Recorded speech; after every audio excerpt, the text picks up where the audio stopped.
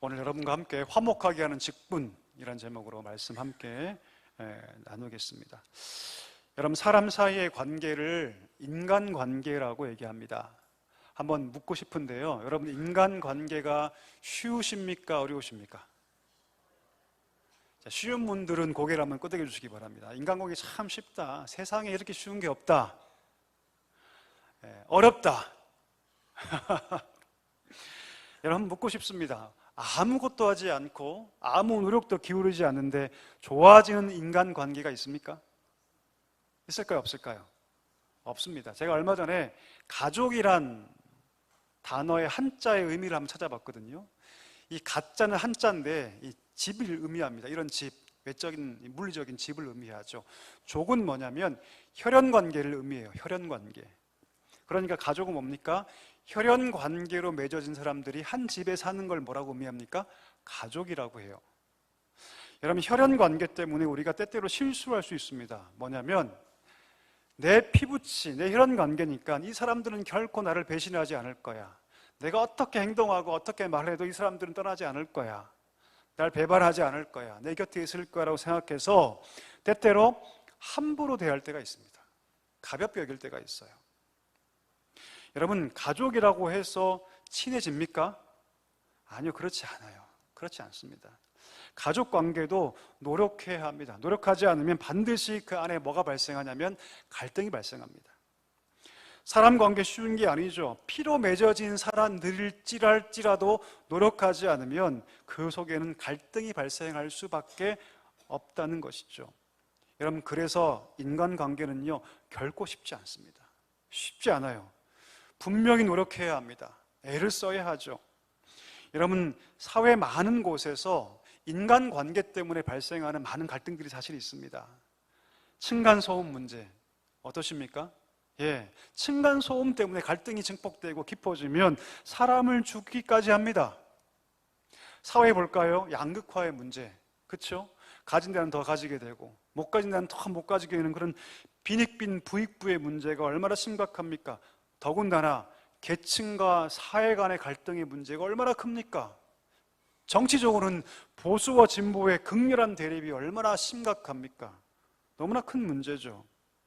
수많은 갈등들이 우리 삶을 에워싸고 있어서 어쩌면 지금 젊은 세대의 중심으로 퍼져가는 극단적인 개인주의, 결혼도 필요 없고 부모도 필요 없고 그냥 나만 잘 살고 나만 성공해서 열심히 부자 돼서 나만 잘 살면 된다고 생각하는 이 극단적 이기주의, 극단적 개인주의가 어쩌면 이 갈등 때문에, 인간관계에서 오는 이 피로감 때문에 생긴 것은 아닌가 싶습니다.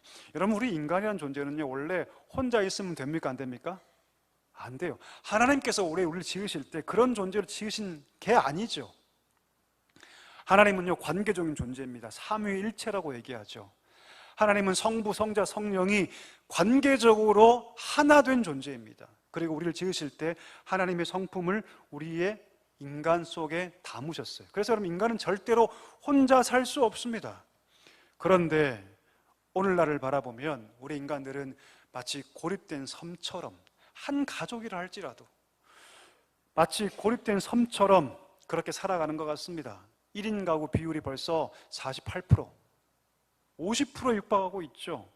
청년들도 고립되고 있다고 얘기합니다. 청년 고립의 문제가 얼마나 심각합니까? 노년의 고독의 문제는 이미 여러분 오래되었습니다. 노년의 고독과 소외의 문제는요, 심각한 문제 아닙니까? 자, 이런 상황 속에서 하나님께서 우리에게 요구하시는 삶이 뭘까요? 이런 상황 속에서, 이런 관계 어려움 속에서, 분열되고 갈등하는 이 사회 속에서 하나님께서 우리에게 요구하는 삶이 뭘까요? 하나님은 우리에게 뭘 요구하고 계실까요? 갈등 속에서, 그 가정 속에서, 사회적 갈등 속에서, 그 직장 속에서 하나님, 우리가 어떻게 살 것을 요구하고 계시는가? 오늘 이것을 여러분과 함께 한번 생각해 보기를 원합니다. 이 문제를 함께 우리가 고민하면서 반드시 기억할 것이 있는데 그것은 무엇이냐면, 한번 따라해 주십시오. 예수님이 중보자이시다. 아멘이십니까? 여러분 말씀으로 한번 확인할까요? 디모데전서 2장 5절 말씀 한번 같이 읽겠습니다. 시작. 하나님은 한 분이시요 또 하나님과 사람 사이의 중보자도 한 분이시니 곧 사람이신 그리스도 예수라. 할렐루야. 중보자가 누굽니까? 양극단인 사람들을 끌고 와서 하나로 이어주는 사람, 연결시켜주는 가교 역할을 하는 사람이 누굽니까? 중보자예요. 근데 예수님은요, 사람과 사람 사이를 이어주는 것이 아니라 하나님과 죄인이었던 우리를 연결시켜주는 중보자가 누구시다? 예수 그리스도라고 얘기하고 있습니다. 원래 하나님과 사람 사이에 이런 중보자가 필요 없었습니다. 왜냐하면 하나님이 처음 우리를 만드실 때는요, 하나님과 인간 사이는 완전하게 연합된 관계였기 때문입니다. 하지만 이 관계가 오래가지 않죠. 인간이 하나님의 자리를 탐하고 선악과를 먹음을 통해서 변질되고 타락해 버립니다. 하나님의 명령을 어김으로 사람이 죄를 짓게 되었고, 더 이상 그 죄로 말미암아 하나님과 우리 사이의 관계가 깨어져서 더 이상 이 관계를 누릴 수 없게 전락해 버린 것이죠. 그래서 여러분 이사야 59장 2절 보면 이런 말씀을 하고 있죠. 한번 읽어볼까요? 시작. 오직 너희 죄악이 너희와 너희 하나님 사이를 갈라놓았고 너희 죄가 그의 얼굴을 가리어서 너희에게서 듣지 않으시게 함이니라. 죄가 하나님 사이와 우리 사이를 어떻게 했다? 갈라놓았다.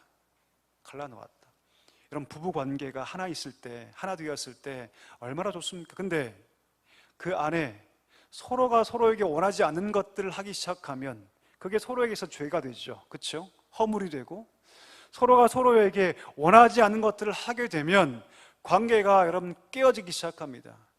한 집에 사는데 그때부터 끝없는 고통이 시작되죠. 하나님과 우리 사이도 마찬가지입니다. 완전한 연합의 관계, 완전한 하나님의 관계가 그 속에 죄가 파고들어서 더 이상 그 동산에서 하나님과 거주할 수 없는 상태로 전락해 버린 것이죠. 여러분 우리가 왜 고통을 당할까요? 왜 우리 삶 가운데 죄가 있고 왜 우리 삶 가운데 끝없는 내면적 갈등과 어려움과 사회 문제가 계속 발생할까요? 그 근본적인 이유가 어디 있냐면 바로 여기에 있습니다. 죄에 있습니다. 우리가 남보다 무엇인가 덜 가졌기 때문이 아니에요, 여러분. 내가 좋은 부부 만나면, 내가 좋은 부부 만나서 넉넉하게 살았더라면 이런 고통과 어려움 없었을 텐데 맞을까요? 아니요, 그렇지 않습니다. 사실 여러분 제가 그렇게 생각했어요.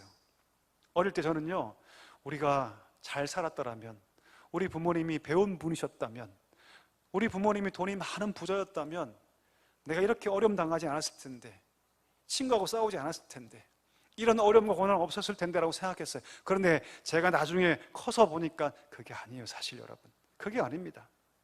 내가 공부 열심히 해서 좋은 대학 들어가면 내가 내 삶이 좀 더 좋아졌을 텐데 아니에요, 여러분.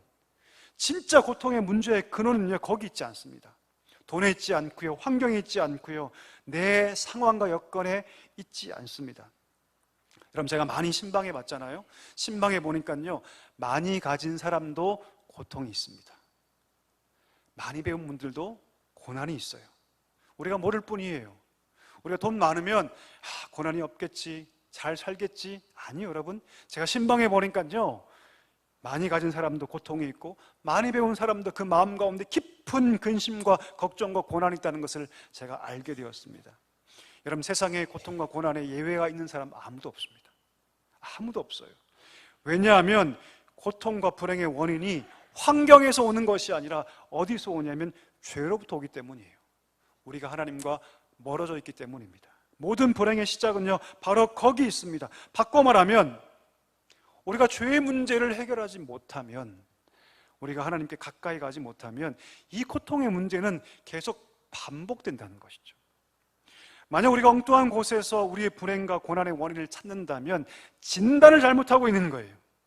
죄라는 그 문제의 진단을 잘못 우리가 하고 있기 때문에 여전히 우리 삶 가운데 고통의 문제가 반복된다는 것입니다. 이런 이유 때문에 우리 가운데 누가 필요하냐면 중보자가 필요해요. 우리가 죄의 문제로 하나님께 갈 수 없기 때문에, 우리 자력으로는, 우리 힘으로는 하나님께 갈 수 없기 때문에 그 문제를 해결하기 위해서 하나님께서 예수 그리스도를 중보자로 세우셨어요. 왜 예수님이 땅 가운데 오셨습니까? 왜 그 하나님이 이 약한 육신을 왜 입으셨습니까? 그 이유는 간단합니다. 하나님과 우리 사이에 서셔서 중보자가 되기 위함입니다. 여러분 믿으십니까? 왜 그분이 죽으셔야 했습니까? 죄 한 점 없으신 예수님께서 왜 저 모진 십자가에서 왜 죽으셔야만 했습니까? 3시간 동안 그 온 몸에 진액을 다 쏟으면서 왜 고통당하셔야 했나요? 그 이유는 간단합니다. 죄 문제를 해결해서 우리를 하나님께로 이끌고 싶어 하셨기 때문입니다. 예수님께서 십자가에 죽으실 때 여러분 한 사건이 벌어지죠. 어떤 사건입니까? 성소의 휘장이 위에서부터 아래로 쭉 하고 찢어집니다. 성소의 휘장이 굉장히 두껍거든요, 여러분. 그런데 그 휘장이 위에서부터 아래로 찢어집니다. 그리고 하나님께서 지성소를 향하여서 새롭고 산 길, 과거에는 그 커튼으로 가려졌는데 그 길을 찢으시고 여셔서 새롭고 산 길을 열어두십니다. 누구든지 믿음으로 그 보좌 앞에 담대히 나아갈 수 있도록 길을 만들어 주세요. 우리 한번 읽어볼까요? 히브리서 10장 19절과 20절 말씀 우리 같이 한번 읽겠습니다. 그러므로 형제들아 우리가 예수의 피를 힘입어 성소에 들어갈 담력을 얻었나니 그 길은 우리를 위하여 휘장 가운데로 열어놓으신 새로운 살 길이요 휘장은 곧 그의 육체니라. 할렐루야. 우리 하나님께서 위에서 아래로 직접 그의 손을 들어서 그 굵은 휘장을 찢어서 그 지성소를 향한 길을 열어놓으셔서 뭐라 말씀하시냐면 이제 믿음으로 누구든지 이곳에 올 수 있다 라고 말씀하세요. 그런데 그 휘장이 뭐라고요? 예수님의 육체라고요. 하나님께서 당신의 그 아들을 직접 그 몸을 찢으셔서 십자가에서 우리를 향해서 새롭고 산 길, 한 번도 보지 못했고 누구도 경험하지 못한 그 생명의 길을 열어놓으셔서 그 길로 들어가 하나님 만나게 해주셨다. 하나님과 화목하게 해주셨다. 여러분 이것이 성도의 가장 큰 은혜인 줄 믿습니다. 아멘이십니까?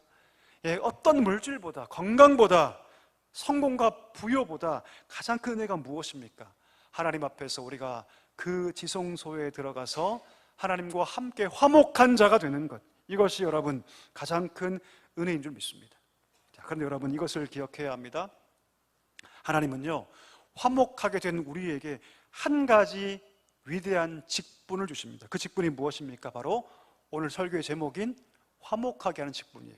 화목하게 하는 직분.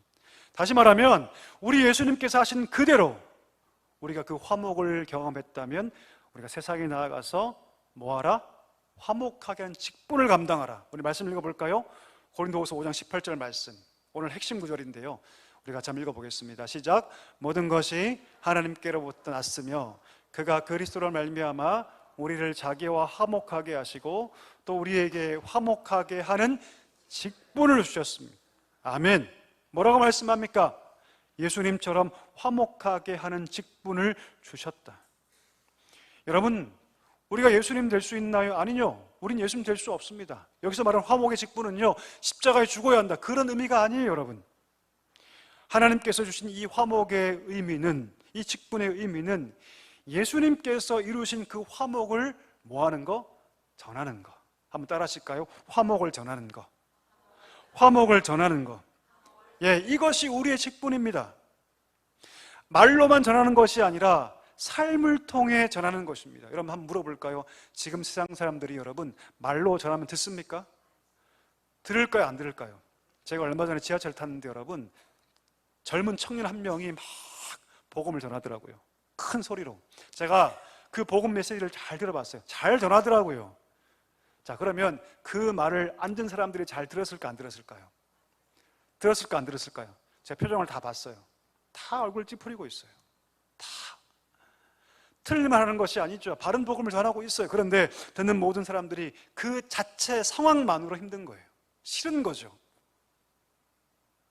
오히려 말로 하는 것만으로는 여러분요 그들에게 걸림돌이 될 수 있습니다. 언제 반항한 줄 아십니까? 우리 말과 우리 삶이 일치될 때, 우리 말과 우리 삶이 일치될 때 비로소 세상 사람들은요 반응하기 시작합니다. 따라서 여러분, 화목을 전한다는 것은 내 말을 통해서 그들에게 생명의 복음을 증거하는 동시에 변화된 내 삶을 보여줘야 합니다. 여러분, 집에서 우리 아이들 키울 때 스마트폰 아이들이 막 할 때 마음이 불편하죠. 어떤 분이 찾아와서 저에게 상담했습니다. 목사님, 우리 애들이, 딸이 하나 있더라고요. 우리 딸내미가 맨날 핸드폰 하고 있습니다. 어떻게 할까요? 어떻게 그 핸드폰 못하게 할까요? 제가 물어봤어요. 아버님은 핸드폰 하십니까, 집에서? 그랬더니 그 아버님 하는 말이 매일 합니다. 제가 그랬어요. 그러면 당장 가셔서 아버님부터 하지 마십시오. 그랬더니 저한테 물어보더라고요. 아니 목사님, 어떻게 핸드폰 안 하고 살 수 있죠? 그 재밌는 유튜브, 요즘 쇼츠, 쇼폼이라고 하죠. 그렇죠? 그거 어떻게 끊을 수 있나요? 제가 그랬어요. 정 하고 싶으시면 아이들 보지 않는 화장실 가서 하세요. 차에서 가서 애들 보지 않을 때 가서 하세요. 저 몰래 베란다 가서 혼자 하세요. 절대로 만약에 딸이 핸드폰 하는 것이 싫으시면 보여주면 안 됩니다. 보여주면 안 됩니다. 자기는 핸드폰 하면서 내 딸은 핸드폰 하질 않기를 원한다? 그건 불가능한 겁니다. 언제 반응합니까? 내 말과 삶이 일치할 때 비로소 반응해요. 화목을 전한다는 것은 바로 그것이죠. 내가 복음을 전하면서 중요합니다. 그러나 거기서 멈추는 것이 아니라 변화된 내 삶을 보여줄 때 비로소 화목의 역사가 시작된다는 것이죠. 하나님께서 이 일을 하시라고 우리에게 말씀하고 있다는 것입니다. 자, 그럼 여러분, 어떻게 이 화목의 직분을 잘 감당할 수 있을까요? 가장 먼저 우리가 기억할 것은 무엇이냐면 화목의 시작점은 내가 되어야 한다는 겁니다. 한번 따라할까요? 화목의 시작점은 내가 되어야 한다. 여러분 아멘이십니까? 화목의 시작점은 내가 되어야 해요. 여러분, 우리가 경험하는 많은 갈등 가운데 그 한복판에 누가 있냐면 내가 있습니다. 내가 있어요. 제가 여러분 말씀드렸죠. 제 아내와 치열하게 싸웠다고. 제가 목사의 가정 아닙니까 여러분? 그렇죠? 제 아내가 만날 때 제 아내는 전도사였고 저도 전도사였습니다. 둘 다 신학을 전공했고 나름 말씀을 많이 알고 있던 사람들이에요. 그럼 여러분 싸워야 됩니까? 안 싸워야 됩니까? 안 싸워야 되죠. 그렇죠? 말씀을 여러분 많이 아는 사람이고 누구보다 여러분 말씀에 가까이 있는 사람들 아닙니까? 그러면 안 싸워야 되잖아요. 근데 여러분 피 터지게 싸웠습니다. 피 터지게. 정말로 여러분, 부끄러운 고백이지만 이혼 직전까지는 몇 번 갔어요. 사실은. 정말로. 저는 허니문 베이비였거든요. 우리 아이가 결혼하자마자 바로 생겼어요. 바로. 아이가 생기니까요, 딴 세상이에요. 딴 세상. 이거 저희는 허니문이 없었어요. 사실. 그래서 얼마나 싸웠는지 모릅니다. 정말 사소한 걸로 너무너무 싸워요. 그때 제가 기도했던 내용, 우리 아내가 없으니까 하나님, 우리 아내를 바꿔주옵소서. 그러면 우리 가족은 잘 될 겁니다. 우리 아내를 바꿔주옵소서. 제가 얼마나 기도한지 하나님 응답하지 않으십니다. 나중에 바뀌어지기 시작하죠. 하나님 나를 바꿔주옵소서. 제가 바뀌니까 여러분 바뀌기 시작하더라고요. 요즘은 싸울까요? 안 싸울까요? 안 싸웁니다.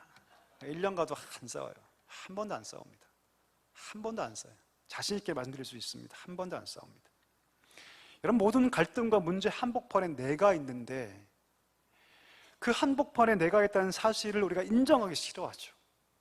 늘 여러분 그 가시와 그 모든 화살을 상대방에게 돌리죠.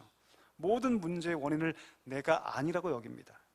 제가 많은 분들을 만나보고 상담하고 신방해보면 가족의 문제를 얘기할 때 자기 때문입니다라고 얘기하는 분들을 거의 만나본 적이 없습니다.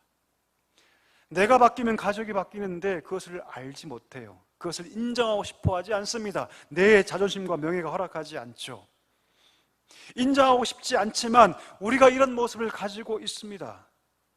그래서 여러분 이렇게 얘기하죠. 저 사람만 없으면, 혹은 저 사람만 바뀌면, 저 사람만 갈아치우면 다 바뀔 거라고 생각합니다. 갈등이 다 없어질 거라고 생각하죠. 그렇지 않습니다.